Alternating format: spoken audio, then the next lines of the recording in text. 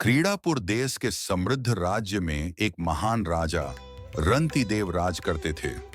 न्याय और दया के प्रतीक राजा के हृदय में अपनी प्रजा के प्रति दया की भावना थी। उनके दिन पवित्र भक्ति में व्यतीत होते थे। उन्हें हमेशा इस बात का ध्यान रहता था कि उनका अधिकार ईश्वर का एक खेल मात्र है। उसके साथ में उसका वफादार सेवक हमेशा रहता था, एक ऐसा व्यक्ति जिसकी आस्था अटूट थी और जो सभी चीजों में ईश्वर का हाथ देखता था, चाहे वह अच्छी हो या बुरी। लेकिन समय किसी को नहीं बख्शता। जब राजा रंतिदेव ने अपना सांसारिक निवास छोड़ा तो उनके बेटे हेमकुद देव ने सिंहासन संभाला। बुद्धिमान और समझदार होने के बावजूद युवा राजा का दिल अक्सर घमंड से घिरा रहता था। राजा रंतिदेव के सच्चे और वफादार सेवक अब उनके पुत्र या अब नए राजा के सलाहकार बन चुके थे। राजा हेमकुद देव अहंकार और अभिमान से भरा रहता। उसको अपने सलाहकार से ही घृणा होने लगी थी, क्योंकि वो हर बात पे भगवान की मर्जी होने की बात करता था, जो राजा को बिल्कुल भी पसंद नहीं था। एक बार राजा अपनी सभा के बाद सेवक के साथ शाही दरबार की सीढ़ियों से नीचे उतर रहे थे। उतरते समय वो गिर गए। सेवक ने उनको संभाला और कहा कि आह भगवान, यह भी आपका ही खेल है। राजा हेमकुद देव सेवक की इस हरकत पर बहुत क्रोधित हुए और बोले, बस अब मैं तुम्हारी बातें और नहीं सहूंगा। यदि ईश्वर है तो मुझे 3 प्रश्नों का उत्तर दो। पहला, भगवान कौन है? दूसरा, वह किस दिशा में देख रहा है? और तीसरा, वह क्या कर सकता है? यह कहने के बाद राजा ने सेवक को 1 महीना दिया इस तीनों का जवाब देने के लिए और कहा कि अगर वो नहीं बता पाए तो सजाए मौत ही मिलेगी। सेवक अपने कक्ष में पवित्र ग्रंथों से घिरे रहते हैं। वो हर ग्रंथ में ये 3 सवाल खोजना शुरू कर देते हैं। दिन बीतते जा रहे थे। उनका चेहरा पीला पड़ रहा था। उनकी आत्मा भारी हो रही थी। इसी बीच वफादार रसोइया उन्हें चिंता से देख रहा था।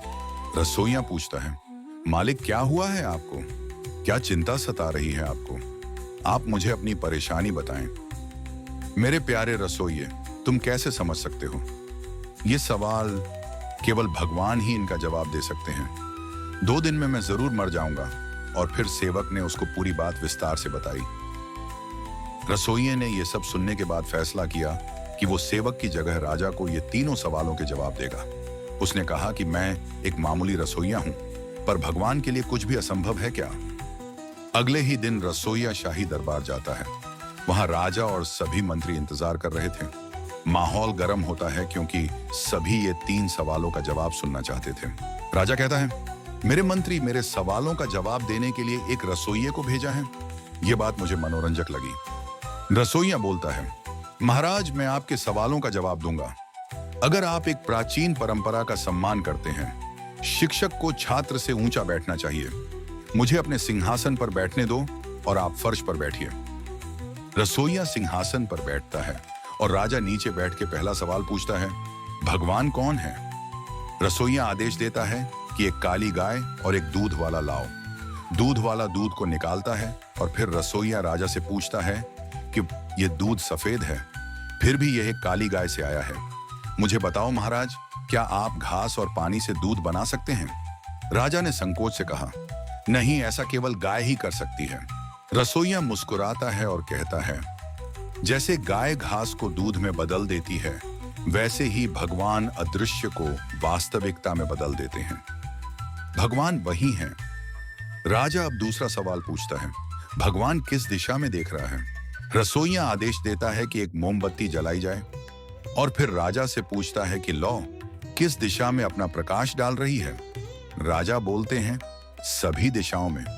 फिर रसोइया बोलता है, इसी तरह भगवान की नजर भी हर जगह पड़ती है। राजा अब तीसरा सवाल पूछता है, भगवान क्या कर सकते हैं?